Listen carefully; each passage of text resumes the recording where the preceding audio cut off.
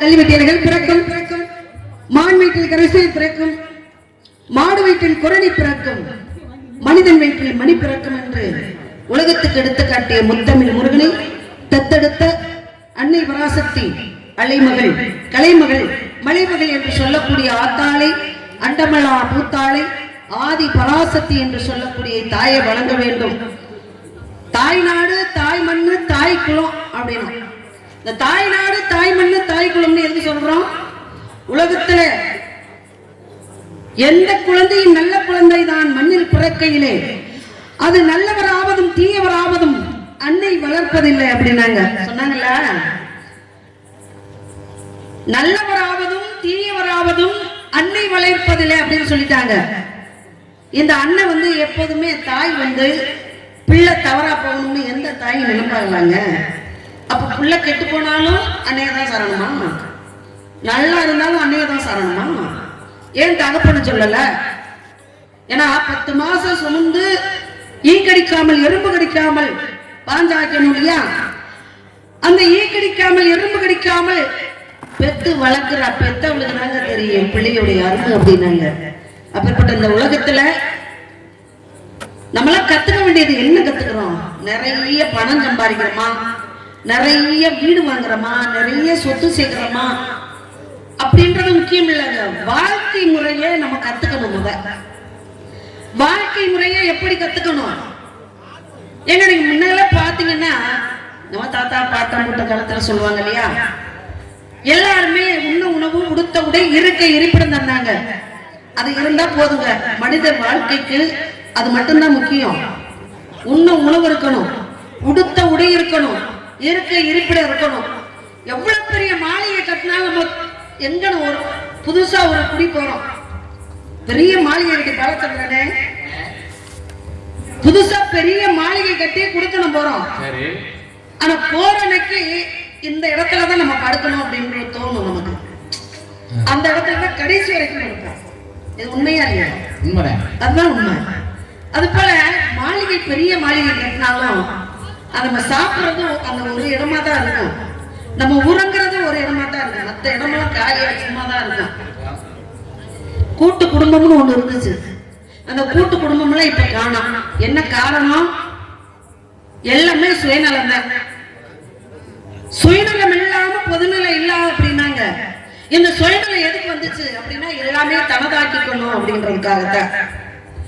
நம்ம பொருளை அப்ப பாத்தீங்கன்னா மாமியா புடவையே மருமக எடுத்து கட்டிக்கிடுவாங்க, மருமக புடவையே மாமியார் எடுத்து கட்டிக்கிடுவாங்க. அப்ப அப்ப இப்ப அப்படி கிடையாது. உங்களுக்கு தனி, எனக்கு தனி. எனக்கு 10,000 பட்டு போடணும்னா என்னுடைய மாமியாவுக்கு ஒரு 5,000 வாங்கினா போதும். எதுக்குடா மகனே எனக்கு முன்னாடி வாங்கி கொடு நிறைய அப்படி சொல்ற மாமியாலாம் இருக்காங்க இல்லையா? அது போல விட்டு கொடுக்கும் மனப்பான்மை அக்காலத்துல இருந்துச்சு. இப்ப அப்படி எல்லாம் கிடையாதுங்க. தானா சம்பாதிக்கணும், தானா முடிஞ்சா சமைக்கணும், இல்லாட்டி ஏதாவது ஹோட்டல்ல வாங்கி சாப்பிட்டு தூங்கணும். கூட்டு குடும்பம் போனா என்ன ஆகும்? எல்லாருக்கும் வாங்கிட்டு வரணும். புருஷன் சம்பாதிக்கிறது கொஞ்சோண்டுதான். அதை எல்லாருக்கும் எப்படி செய்ய முடியும்? எல்லாருக்கும் எப்படி கொட்டி கொடுக்க முடியும்? இது போல மனசுக்குள்ள எப்போதுமே ஒரு வக்கரமான புத்தி சில பெண்களுக்கு, எல்லாத்துக்கும் நீங்க சொல்லல. அது போல பெரியவங்களுக்கு இருக்கணும். அந்த பெரியவங்க பெத்து வளர்க்குற அந்த குழந்தை குட்டி இருப்பாருங்க, வீட்டுல ஒரு பெரியவங்க இருந்து அந்த சின்னவங்களுக்கு புத்தி சொல்ற மாதிரி வராதுங்க. பெரியவங்க இல்லாத போதுதான் சின்னவங்களுக்கு அதோடைய அருமை தெரியும். பெரியவங்க இருக்கிற வரைக்கும் அவங்களை கண்டுக்கிற மாட்டோம். பெரியவங்க போனவங்க, எங்க அப்பா, நான் ஏழையா இருக்கும்போது எங்க அப்பா இருந்தேன், எங்க அப்பா எங்க ஆத்தா இருந்தா, ஆனா இன்னைக்கு நான் பணம் சம்பாரிச்சிருக்கேன், எல்லாம் சம்பாரிச்சிருக்கேன், எங்க அம்மா அப்பா இல்ல. இருக்கும்போது வருத்தம் தெரியாது, இறந்த பின்னாடி யாருமே வருத்தம் போகணும். தாயோ தகப்பனும் அதுக்கு முன்னக்கூடியே அவங்க நல்லா பார்த்துக்கணும். இந்த ஒரு வெளியில பெரிய கதை இருக்கு. தாய் தகப்பனுக்கு இந்த பிண்டம் கொடுப்பாங்கல்ல வருஷம் அப்படின்னா ராமேஸ்வரம் போய் எல்லாம் நிறைய பேர் யோசிக்கிறாங்க. சாப்பாடு எல்லாருமே யோசிக்கிறாங்க, எல்லாருமே யோசிக்கிறோம். அவங்க இருந்த போது அவங்க அருமை தெரியல, இன்னைக்கு அவங்க இல்ல. அவங்க அருமை, அவங்கள நம்ம அப்படி வச்சிருக்கலாம், நம்ம இப்படி வச்சிருக்கலாம் அப்படின்னு நம்ம நினைக்கணும். ஆனா இன்னைக்கு அவங்க கிடையாது, அப்படி இருக்கு. எனக்கு இருக்கும்போது எந்த மாமியாரையும் எந்த தாயையும் தயவு செஞ்சு விட்டுறாதீங்க. பெண்களுக்கு சொல்றேன், ஆண்களுக்கு சொல்றேன். நம்ம குடும்பத்துல தாய் தகப்ப மாதிரி மாமா மாமியார் மாதிரி உலகத்துல எதுவுமே கிடையாது, யாருமே கிடையாது. ஒரு குழந்தைய பெத்து வளர்க்கணும் அப்படின்னு உரம் விழுந்தது தெரியாம 1 கோடி ரூபாய் செலவு பண்ணாங்க. குழந்தைக்கு உரம் விழுந்துருச்சுங்க. உரம்னா என்னங்க? கை குழந்தைய தூக்க தெரியாம தூக்குனா நெஞ்சு உரம் வந்துடும். அது என்னென்ன வலிக்குது அப்படின்றதே எனக்கு சொல்ல தெரியாது. பாத்தீங்கன்னா கிராமத்துல அந்த படுதான்னு சொல்லக்கூடிய அந்த போர் வளர்க்குறீங்களா ஜம்காலம், அந்த ஜம்காலத்துல போட்டு உருட்டுவாங்க குழந்தைய. அதை எங்கன வலிக்குது, எங்கன காயமற்றது, எங்கன அதனுடைய சுளுக்கு இருக்குன்றது தெரியாதனாலதான் போர்வையில போட்டு குழந்தைய உருட்டுறோம். அப்ப விட்டுரும் அப்படின்னு. இந்த குழந்தைக்கு நெஞ்சு உரம் விழுந்ததுக்காக அவனுக்கு தெரியல. ஏன்னா படிச்சவங்க அவங்க, படிக்காத பாட்டி. அப்படின்னா பாட்டி சொல்லிச்சான், ஏண்டா பேராண்டி விளக்கணை ஒரு 4 மணிக்கு வாங்கிட்டு வாடா அப்படின்னுச்சான். விளக்கணை அவன் கோடி கோடியா போய் குழந்தைக்கு உரம் விழுந்தது தெரியாம நல்லா நிறைய ஹாஸ்பிட்டல்ல செலவு பண்ணிட்டு வந்துருக்காங்க. கடைசியில ஒண்ணுமே முடியல, ஏதோ சுழுக்கு பிள்ளைக்கு விழுந்துருச்சு. அப்ப விளக்கணை வாங்கிட்டு வாடா அப்படின்னு பாட்டி என்ன பண்ணிருக்கு தெரியுங்களா? பாட்டி அந்த 4 ரூபாய்க்கு நல்லெண்ணெய் வாங்கிட்டு வர சொல்லி விளக்கணை வாங்கிட்டு வர சொல்லி அந்த சுழுக்கை எடுத்து விட்டுச்சான். இது தெரியாம நான் 1 லட்சம் ரூபாய் செலவு பண்ணேன் பாட்டி அப்படின்னா. அப்ப படிக்காத மேதைகளும் பாரினில் உண்டு. படிச்சவங்களுக்கு படிக்காதவங்களுடைய வைத்தியம் தெரியாது, படிக்காதவங்களுக்கு படிச்சவங்களுடைய வைத்தியம் தெரியாது. எல்லாருக்குமே எல்லாமே தெரியாது. சிலருக்கு தெரிஞ்ச விஷயம் சிலருக்கு தெரியாது. அதனால வாழ்க்கை என்பது நாடக மேடை. அதில் நம்ம எல்லோரும் நடிகர்கள். இந்த வாழ்க்கையில சின்ன வயசுல இருந்து கண்ணாடி பார்த்துக்கிட்டு இருக்கோம்.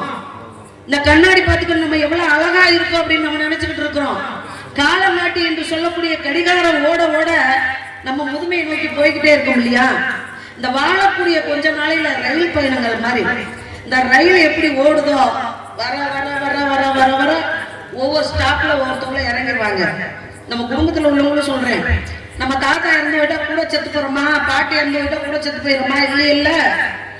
அப்ப இந்த கூட இந்த இருந்து வாழக்கூடிய நேரத்துல நம்ம ரத்தம், நம்ம அப்பா, நம்ம தாத்தா, நம்ம பாட்டி அப்படின்னு அந்த விட்டு கொடுத்து அவங்க ஒண்ணு பண்ணாலும், அவங்க ஒண்ணு சாப்பிட்டாலும், அவங்க ஒண்ணு செஞ்சாலும் அதை விட்டு கொடுத்து கெட்டிக்காரத்தனமா குடும்ப ஒற்றுமையோட வாழணும் அப்படின்றது என்னுடைய சார்பாக கேட்டுக்கொண்டு முருகப்பெருமான் வர வேண்டும். இந்த வள்ளிக்கு மணமாலை, நன்றிங்க, இந்த வள்ளிக்கு மணமாலை தர வேண்டும். எப்பொழுது வருவார் என்று வழி மீது விழிவைத்து காத்துக் கொண்டிருக்கின்ற இந்த வள்ளி எப்படிப்பட்ட முருகப்பெருமானை வணங்குவதற்கு முன்பாக தாய் என்று சொல்லக்கூடிய பராசக்தியை வணங்குவாங்க. வேற்காடு வாழ்ந்திருக்கும் ஆதிபராசக்தியவள், வேறுலகம் அன்னையவள், வேண்டு வரும் தந்திடுவார்.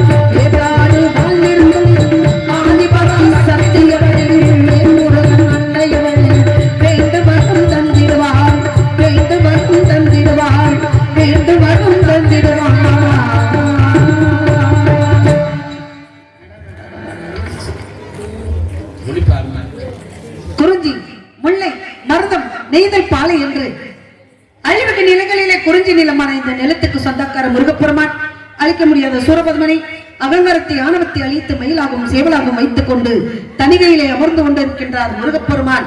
கோபத்தோடு இருக்கக்கூடிய முருகப்பெருமானுக்கு செந்தனை என்று சொல்லக்கூடிய முழுமையான தானியத்தை பயிர் செய்திருக்கின்றோம். அதை அறுவடை செய்து முருகப்பெருமானுக்கு படைத்தோம் என்றால் மனம் குலைந்து மக்களுக்கு காட்சியளிப்பார் என்ற ஐதீகத்தின்படி நம்பிராஜனுக்கும் நங்கை மோகினிக்கும் வளர்ப்பு மகளாக பிறந்த நான் கானம் பாடிக்கொண்டிருக்கின்றேன். முருகப்பெருமானை காணவில்லை என்று தேடிக்கொண்டிருக்கின்றேன். அப்பேற்பட்ட முருகப்பெருமானை இந்த வழியாகப்பட்டவள் எப்படியெல்லாம் தேடிக்கொண்டிருக்கின்றேன் என்றால், தமிழ் என்று சொல்லடா தலைன் நில்லடா, இயன்றதை செய்வோம் இல்லாதவருக்கு உணர்வில் தமிழனாறு ஒற்றுமையில் இந்தியனாறு, வீழ்வது நாம இருந்தாலும் வெல்வது இந்தியனா இருக்கட்டும். பொன்மன சம்மன் புரட்சி கலைஞர் தேசிய முற்போக்கு திராவிட கழகத்தின் கேப்டன் அவர்களின் அந்நியார் அவர்கள் நேற்றைக்கு பிறந்தநாள் கொண்டாடினார்கள். அவர்களின் சார்பாக வள்ளி சூப்பராக பேசுகிறாங்க. அவர்களின் சார்பாக இது அன்பு படிக்கிறேன். அன்னார் அவர்களுக்கும் கேப்டன், உலகத்துல எத்தனை சொத்துக்கள் இருந்தாலும் இந்த கல்யாணம் எல்லாம் எதுக்கு பண்றோம்? ஏங்க ஒரு பெண்ணுக்கு ஒரு மஞ்சக்கயிறு கட்டுறோம், இதுக்கு எதுக்கு இந்த ஊரை கூட்டணும், உலகத்தை கூட்டணும்? எதுக்குன்னா மனிதனா பிறந்தா சாப்பிடும்போது யாருக்காவது ஒரு பச்சிலை, யாருக்காவது ஒரு கைப்பிடி, ஒரு எறும்பு போனா 2 சோத்தை அள்ளி போட்டு சாப்பிடுவோம். நிறைய பேர் பாருங்களேன், சாப்பாடு எல்லாம் நிறைய வச்சோம்னா கொஞ்சோண்டு எடுத்து இறைவா உனக்கு நீ தந்த இந்த உணவு நான் சாப்பிடுறேன், உனக்கு நன்றி அப்படின்னு 10 பருக்கை எட்டி ஓரமா வச்சிருப்பாங்க. ஆனா சில பேர் என்ன பண்ணுவாங்க, இலையில ஒரு சோறு கூட இருக்காது, அதை வலிச்சு சாப்பிடுறவங்களா இருக்காங்க. ஆனா 10 பருக்கையாவது அந்த இலையில வச்சுதான் போடணும். ஒரு கொக்கு, ஒரு குருவி, ஒரு பயிரவர் என்று சொல்லக்கூடிய நாய் எத்தோ ஒன்று அதை சாப்பிடும் இல்லையா? அப்ப ஆமா, ஏதோ ஒரு ஜீவன் சாப்பிடும். இதெல்லாம் எதுக்காக செய்கிறோம்? திருமணத்துக்கு எதுக்காக செய்கிறோம்? 10 பேரை கூப்பிட்டு உலகத்தை கூட்டி ஊரை கூட்டி எதுக்கு இருந்தா, மனிதனா பிறந்தா அன்னதானம் செய்யணும். தானத்திலே சிறந்த தானம் பொன் தானம், புகழ் தானம், பணதானம் செய்யலாம், நகை தானம் செய்யலாம். திருமணம் செய்ய முடியாத குமரிக்கு நம்மளால ஈண்டத பணக்காரவங்க செய்யலாங்க. ஏதாவது பொருள் எடுத்து ஒரு பெண்ணு, ஏழை பெண்ணு இருக்குன்னு வச்சுக்கோங்களேன், ஏழை பெண்ணு இருந்தா மட்டும் இருக்காது, ஏழை மாப்பிள்ளை கல்யாணம் பண்ணக்கூடிய சூழலில் ஒரு வசதி வாய்ப்பு இல்லாத ஒரு ஆண்மகனுக்கும் செய்யலாம். ஒரு பெண்ணுக்கு ஏதாவது ஒரு பொருள் எடுத்து வச்சீங்கன்னு வச்சுக்கோங்க, ஊர் சார்பாக, ஊர்ல இருக்கக்கூடிய முக்கியஸ்தர்கள் பணக்காரவங்க சார்பாக ஏழை பெண்ணுக்கு ஏதாவது ஒரு பொருள் எடுத்து வச்சீங்கன்னு வச்சுக்கோங்களேன், அவங்க தாய் விட்டு சீதனை மாதிரி அவங்க உயிர் இருக்கிற வரைக்கும், இந்த உலகம் இருக்கிற வரைக்கும் அந்த பொருளை எல்லாரும் வாங்கி கொடுத்தா அப்படின்னு பாத்துக்குருவாங்க. இந்த தானம் தர்மம் எல்லாம் செய்யறதுக்கு தாங்க இந்த விஷயம் எல்லாம். அதனால பணம்ன்றது கொஞ்ச நேரம் அழிஞ்சு போகும், ஆனா பொருள்ன்றது அப்படியே இருக்கும். இதுல எல்லாரையும் கூப்பிட்டு சாப்பாடு போடணும். இந்த சாப்பாடு எதுக்கு அப்படின்னா, எத்தனை தானங்கள் இருந்தாலும் அன்னதானம் உலகத்துல பெரிய தானங்க. அன்னதானம் ஒரு 10 லட்சத்தை உங்கள்ட்ட பணம் கொடுத்தா வயிறு ரொம்ப அது பசியா இருக்கிறவனுக்கு உணவு மட்டும்தான் போதும். போதும் சொல்றது உணவு மட்டும்தான். அப்பேற்பட்ட உணவை யாரு வந்தாலும் உயிரோட இருக்கும்போது, புரட்சி கலைஞர் விஜயகாந்த் என்று சொல்லக்கூடியவர் உயிரோடு இருக்கும்போது அன்னதானம் செஞ்சாரு. இன்றைக்கு இறந்து போய் அவர் இறக்கல, காற்றோடு கலந்திருக்காரு. அவர் இன்னைக்கு இறந்து போய் நம்மளிடம் இல்லை என்றாலும் அவருடைய புகழ் அங்கே அன்னதானமா போய்கிட்டு தான் இருக்கு. நாங்கெல்லாம் தென்னிந்திய நடிகர் சங்கத்துல உறுப்பினரா ஆகிறது அவர் இருந்த காலகட்டத்துல தான். எங்களை உறுப்பினரா சேர்த்தது அவர் தென்னிந்திய நடிகர் சங்கத்துல தலைவராக இருந்த போது எங்களை எல்லாம் உறுப்பினரா இருந்தது. அவருடைய சார்பாக இந்த 50 ரூபாய் அன்பளிப்பு செய்த அன்னார் அவர்களுக்கும் அவர்கள் குடும்பத்தாருக்கும் கேப்டன் புரட்சி கலைஞர் கேப்டன் சார்பாக, அவங்களுடைய குடும்பத்தின் சார்பாக மனமார்ந்த நன்றியை தெரிவித்துக் கொண்டு நன்றி சொல்கிறேன். நன்றி நன்றி நன்றி. மாலை கருக்களில் சோலை கருங்குயில் ஏன் பாடுதோ, மாலை கருக்களில் சோலை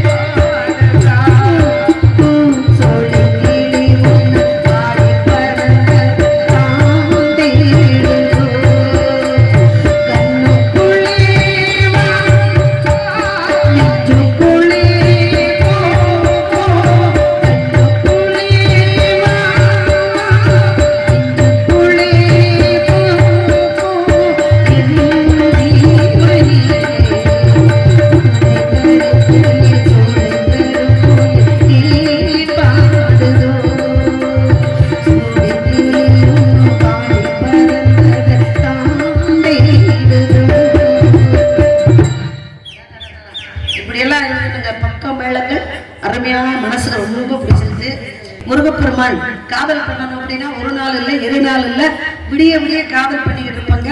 காதலுக்கு மறுபெயர் அன்பு. காதல்னா காதலியை மட்டும்தான் காதல் பண்ணக்கூடாதுங்க. நம்ம தாயை காதல் பண்ணலாம், தகப்பனை காதல் பண்ணலாம், குழந்தை குட்டிகளை காதல் பண்ணலாம். காதலுக்கு மறுபெயர் அன்பு. அன்பை செலுத்தணுங்க. இதைத்தாங்க நான் முதல்ல சொல்லிட்டு இருக்கேன். அன்பு எப்போதுமே அகலக்கூடாது. தான் வீட்டுக்கு ஒருத்தன் சரியில்லைன்னா உலகத்துக்கு யாருக்குமே சரி இருக்க மாட்டான். ஒரு பெண்ணு அவ புருஷன் கெட்டு போகணும், புள்ள கெட்டு போகணும்னு எந்த பெண்ணு நினைக்க மாட்டா. அவ புருஷன் நல்லா இருக்கணும், அவ புள்ள நல்லா இருக்கணும், அவ குடும்பம் நல்லா இருக்கணும் அப்படின்னு பெண்ணு எப்போதுமே அவங்க குடும்பத்தை பத்தி, அவளை பத்தி, அவ பிள்ளைகளை பத்தி, புருஷனை பத்தி தான் நினைப்பாங்க. ஆனா ஆத்தால சொல்றேன், கால் அமைக்க விடுற வருஷம் பார்த்தீங்களா, காலையில எழுந்திரிச்சு உங்களுக்கு கணவன்மார்கள சில பேர் அன்போட ஆசையோட அவங்கள வச்சுக்கிடுவாங்க. சில பேர் என்ன வந்து வெளிப்படையா சொல்ல போனா ஒரு சில வீட்டுகள்ல ஆம்பளைங்க உழைச்சு கொண்டு வந்து மனைவிக்கு போடுற குடும்பமும் இருக்கு. ஆம்பளைங்க சோப்பிளைங்க இருந்துகிட்டு பெண்ணுடைய உழைப்புல சாப்பிடுற குடும்பமும் சிலது இருக்கு. ஆமா, என்னதான் இருந்தாலும் கட்டிய கணவன் இல்லையா, கல்லானாலும் கணவன், புல்லானாலும் புருஷன் அப்படின்னு சொன்னாங்க. அப்பேற்பட்ட புருஷன்மார்களுக்கு காலையில ஒரு 5:30 மணிக்கு தெரியாம போய் அவர் வசந்து தூங்குறாரு பார்த்தீங்களா, அப்ப வந்து நீங்க என்ன பண்றீங்க? என்னென்ன பண்றது? காலையில 5:30 மணிக்கு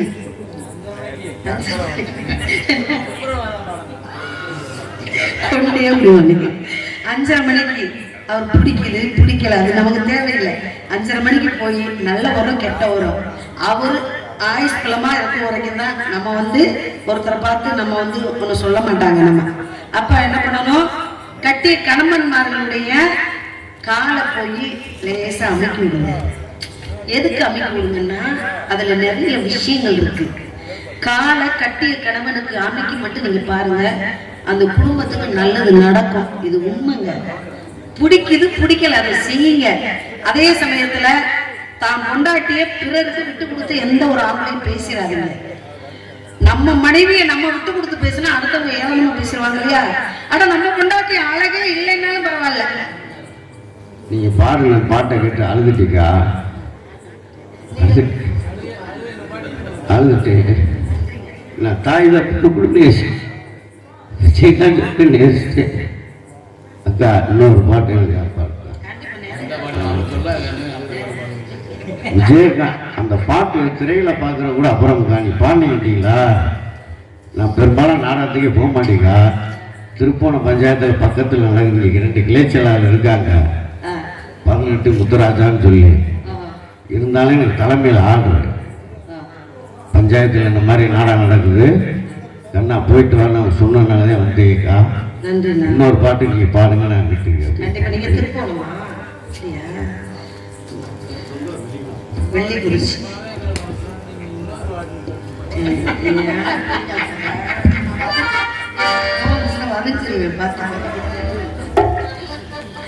அன்னார் அவர்கள் இந்த பாடலை கேட்டு அழுது விட்டார். எதற்காக அப்படின்னா, சில பேருக்கு பாட்டு பாட தெரியாதுங்க. யாருக்கு? ஆடியன்ஸ்க்கு. நீங்க பாக்குறீங்களா, உங்களுக்கு பாடல் பாட தெரியாது. ஆனா யாராவது இங்க தவறா பாடுனா மேடேறி அதை கண்டு இந்த இடத்துல அந்த மொழியை விட்டுட்டாங்க, இந்த ராகம் மாறி போச்சு அப்படின்ற ஞானம் அவங்களுக்கு இருக்கு. புரியுதுங்களா? ஒரு பாடல் வந்து கலைஞர்கள் பாடும் பொழுது அது நான் அழுதுட்டேன் அப்படின்னு சொன்னா அந்த பாட்டு அதை எப்படி ரசிச்சு கேட்டிருக்காரு, அவருக்கு எவ்வளவு ஞானம் இருந்திருக்கணும். அவருக்கு மட்டும் இல்ல, எல்லாருக்குமே தெரியும். இவங்க அதை பாடுறாங்க, சரியா பாடுறாங்க, பாடல அப்படின்றது அவங்களுக்கு தெரியும். நாங்க பாடினவாங்க, நீங்களே நல்லா வாசிப்பீங்க. நான் 7 சுதியில பாடுறேன், நீங்க எந்திரிச்சு போயிருவீங்க. ரொம்ப சந்தோஷங்க. ஆகையினால அது மாதிரி எல்லாத்தையும் கட்டிய கணவருக்கு கால் அமைக்கணுங்க, நல்ல விஷயம். தான் மனைவிய எந்த இடத்துல விட்டு கொடுக்காதீங்க, விட்டு கொடுக்காம ஒற்றுமையோட வாழுங்க. தன்னுடைய மனைவி அழகு இல்லைனாலும் அடுத்த பெண்கள், தான் மனைவி அழகே இல்லைனாலும் யாராவது உங்களை நோக்குறாங்கன்னு வச்சுக்கோங்களேன், என்ன பெடிக்காரு நல்ல வாசிக்கிறாரு, மணப்பாறையில இருந்து வந்திருக்கேன்னு வச்சுக்கோங்க அப்படின்னு ஒரு கதை.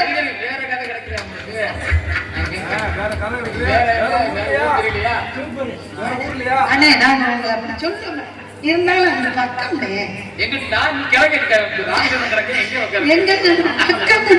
மதுரை மணப்பாறையை சொன்னேன், ஏற்கனவே பரவாயில்லை. எதுக்கு சொல்றேன், அப்ப மனப்பாறையில இருந்து நானே வந்திருக்கேன்னு வச்சுக்கோங்க. அருமையா பாடுறாரு, அருமையா வாசிக்கிற, போட்டி பாடு ஒரு மாதிரி பாட முடியாது அப்படின்னு சொல்லி கொஞ்சம் லைட் ஆயிட்டேன்னு வச்சுக்கோங்க. ஐயோ நாங்க எனக்கு அண்ணங்க வெத்து கனவு. அது மாதிரி எதுக்கு சொல்றேன் அப்படின்னா, அப்ப நீங்க என்ன சொல்லணும், சுதாரிச்சவங்க இங்க வருமா, என் மனைவி சரியில்லை, நீதான் ரொம்ப அழகா இருக்கேன்னு அகன்று கொள்ளாத. என் மனைவி சிம்பர மாதிரி இருப்பா, ஐஸ்வர்யா ராய் மாதிரி இருப்பா.